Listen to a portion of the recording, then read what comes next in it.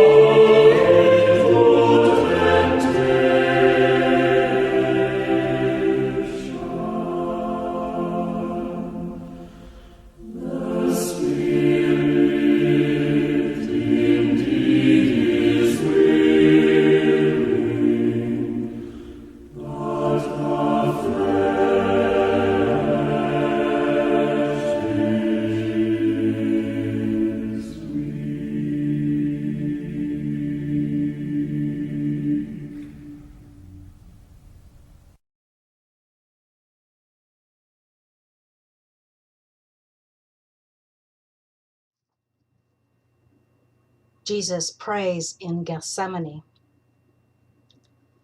And they went to a place which was called Gethsemane, and he said to his disciples, "Sit here while I pray." And he took with him Peter and James and John, and began to be greatly distressed and troubled. And he said to them, "My soul is very sorrowful, even to death. Remain here and watch." And going a little farther, he fell on the ground and prayed that if it were possible, the hour might pass from him. And he said, "Abba, Father, all things are possible to thee. Remove this cup from me. Yet not what I will, but what thou wilt." And he came and found them sleeping, and he said to Peter, "Simon, are you asleep? Could you not watch 1 hour? Watch and pray that you may not enter into temptation. The spirit indeed is willing, but the flesh is weak." And again he went away and prayed, saying the same words. And again he came and found them sleeping, for their eyes were very heavy, and they did not know what to answer him. And he came the third time and said to them, "Are you still sleeping and taking your rest? It is enough. The hour has come. The Son of Man is betrayed into the hands of sinners. Rise, let us be going. See, my betrayer is at hand."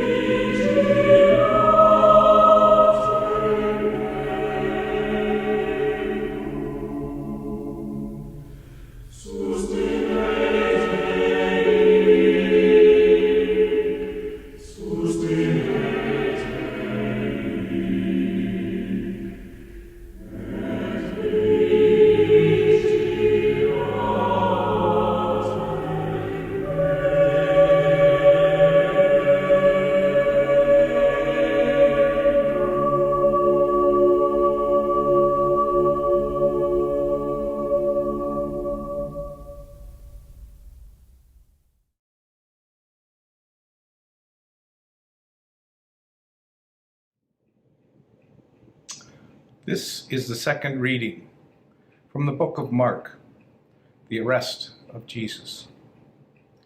And immediately While he was still speaking, Judas came.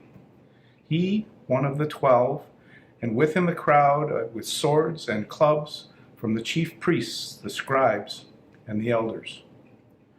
Now the betrayer had given them a sign, saying, "The one I shall kiss is the man. Seize him and lead him away under guard." And when he came, he went up to him at once and said, "Master," and he kissed him.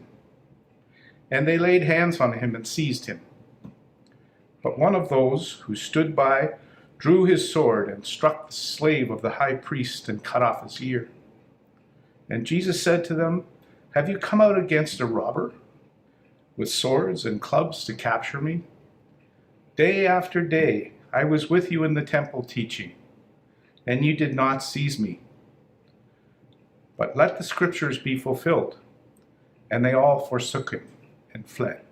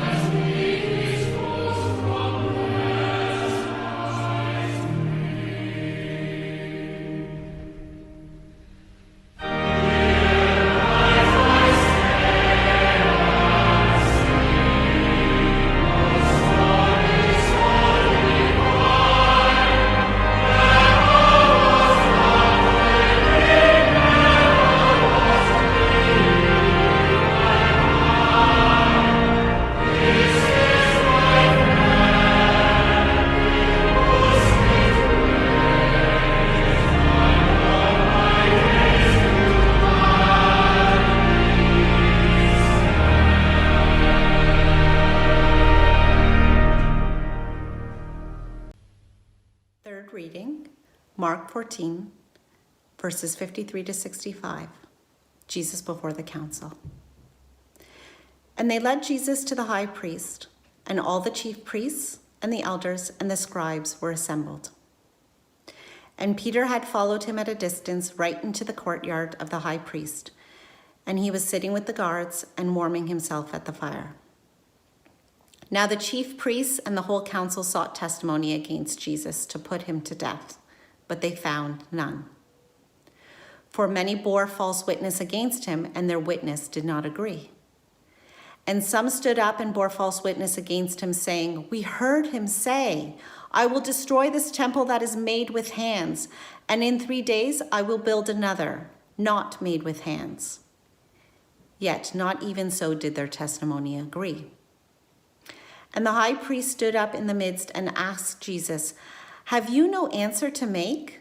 What is it that these men testify against you?" But he was silent and made no answer. Again the high priest asked him, "Are you the Christ, the Son of the Blessed?" And Jesus said, "I am. And you will see the Son of Man seated at the right hand of power and coming with the clouds of heaven." And the high priest tore his garments and said, "Why do we still need witnesses? You have heard his blasphemy. What is your decision?" And they all condemned him as deserving death. And some began to spit on him and to cover his face and to strike him, saying to him, "Prophesy!" And the guards received him with blows.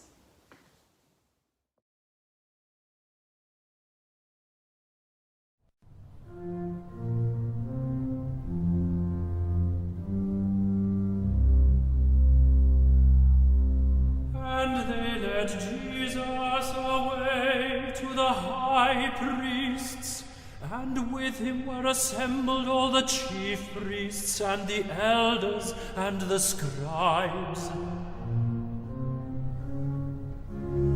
And Peter followed him afar off, even into the palace of the high priest, and he sat with the servants and warmed himself at the fire.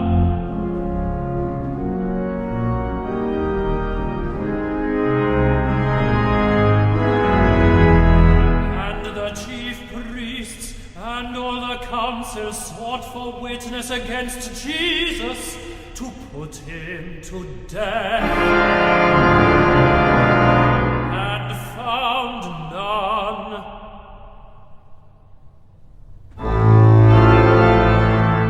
And the high priest stood up in the midst and asked Jesus, saying, "Answerest thou nothing? What is it which these witness against thee?" But he held his peace and answered nothing. Again the high priest asked him and said unto him, "Art thou the Christ, the Son of the Blessed?" And Jesus said, "I am, and ye shall see the Son of Man sitting on the right hand of power,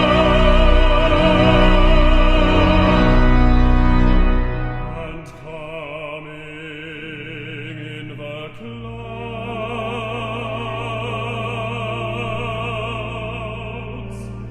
of heaven."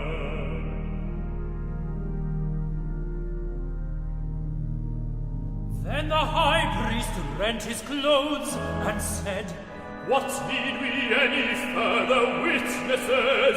We have heard the blasphemy. What think ye?" And they all condemned him to be guilty of death. Amen.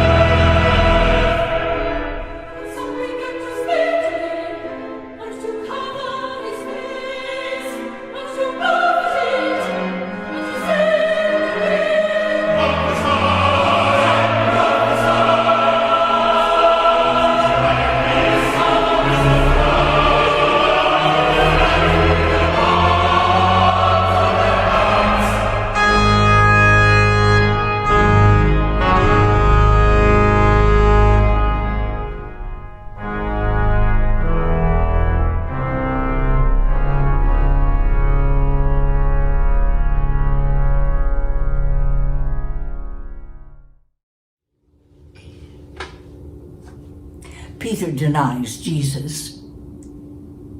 And as Peter was below in the courtyard, one of the maids of the high priest came, and seeing Peter warming himself, she looked at him and said, "You also were with the Nazarene Jesus." But he denied it, saying, "I neither know nor understand what you mean." And he went out into the gateway. And the maid saw him and began again to say to the bystanders, "This man is one of them." But again he denied it. And after a little while, the bystanders said to Peter, "Certainly you are one of them, for you are Galilean." But he began to invoke a curse on himself and to swear, "I do not know this man of whom you speak."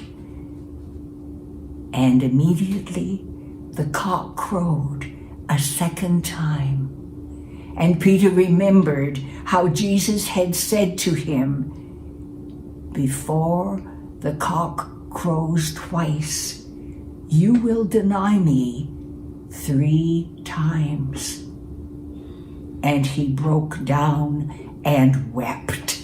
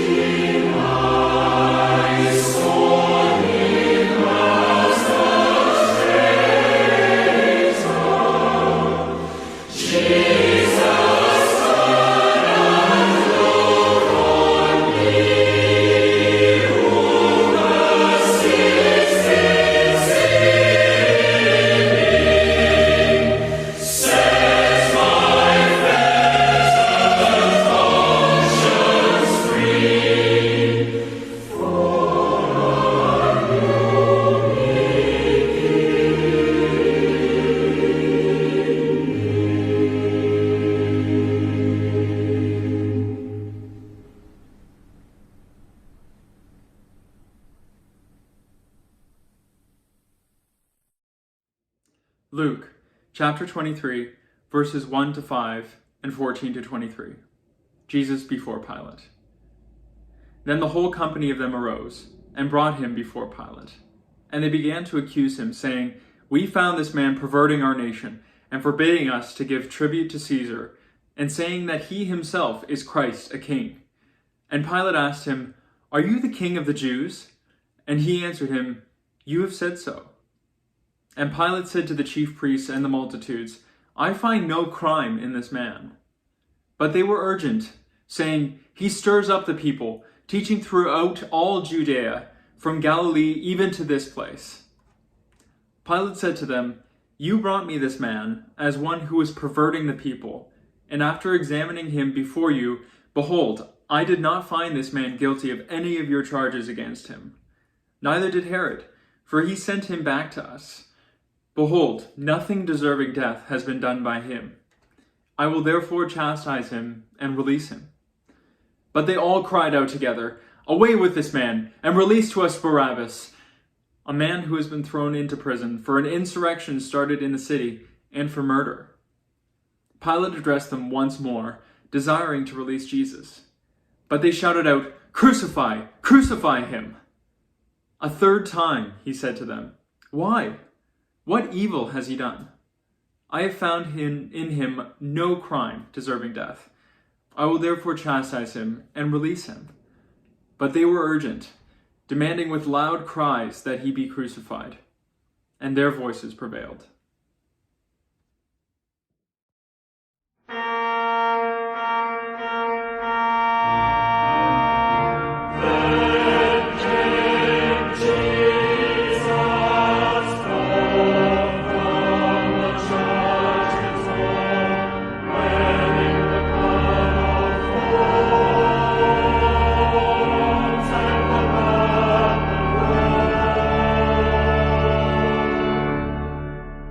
And Pilate said, Behold your king. And they cried out, saying,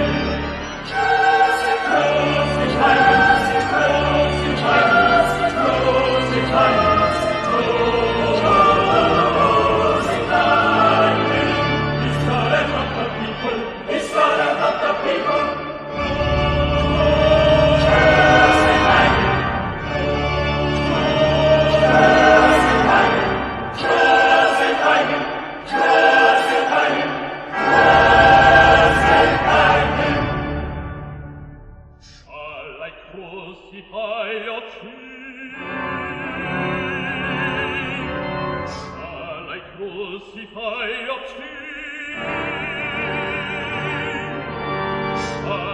crucify him.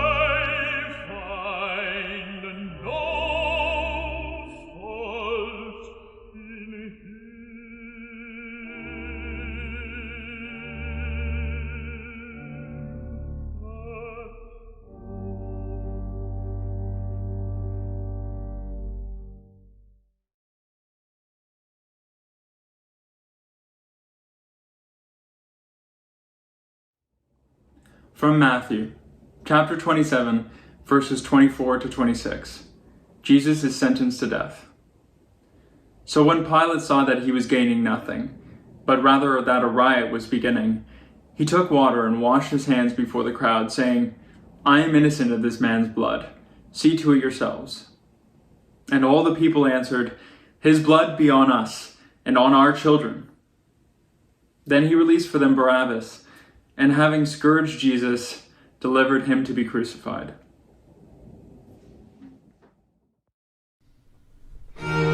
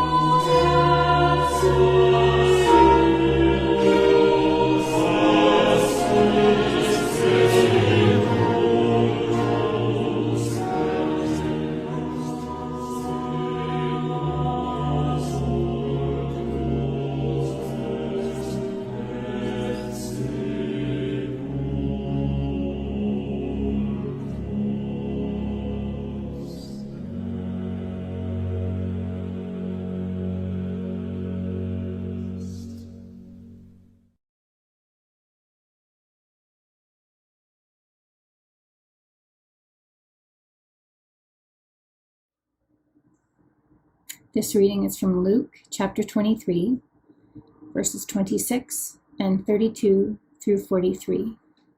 Jesus is crucified. And as they led him away, they seized one Simon of Cyrene, who was coming in from the country, and laid on him the cross to carry it behind Jesus. 2 others also, who were criminals, were led away to be put to death with him.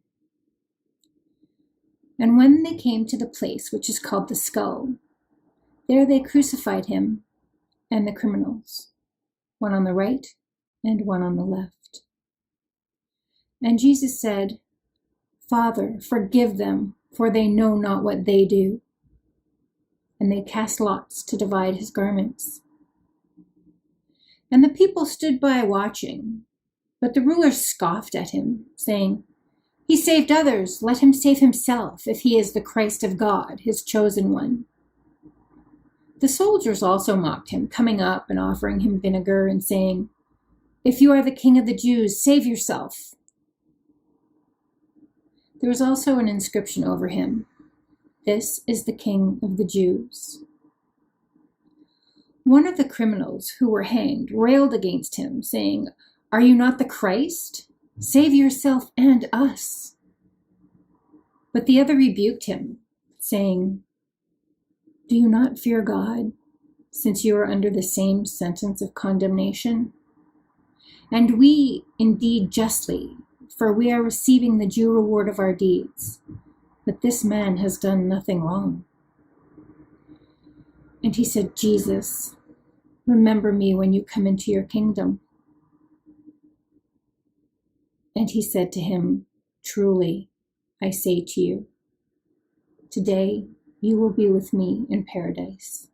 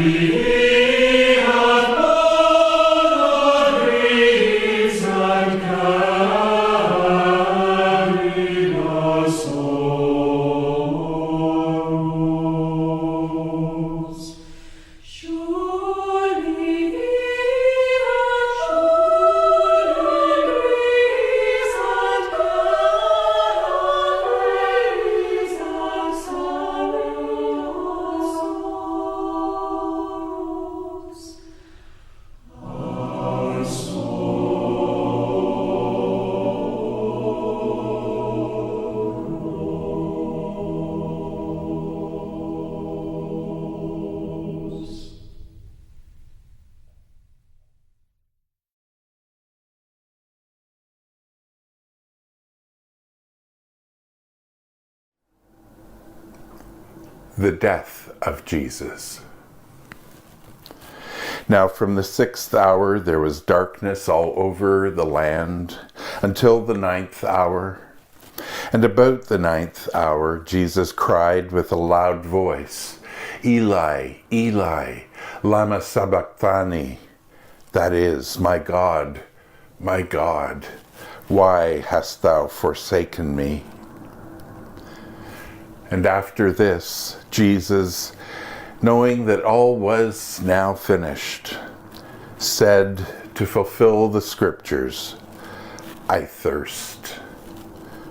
And a bowl of vinegar stood there, so they put a sponge full of the vinegar on hyssop and held it to his mouth.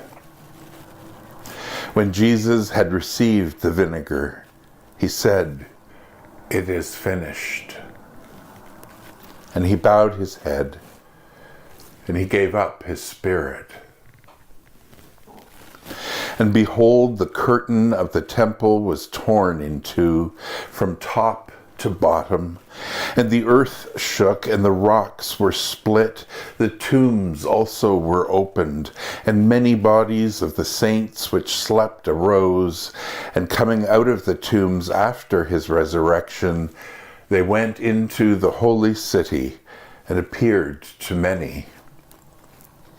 When the centurion and those who were with him, keeping watch over Jesus, saw the earthquake and what took place, they were filled with awe and said, Truly, truly, this was the Son of God.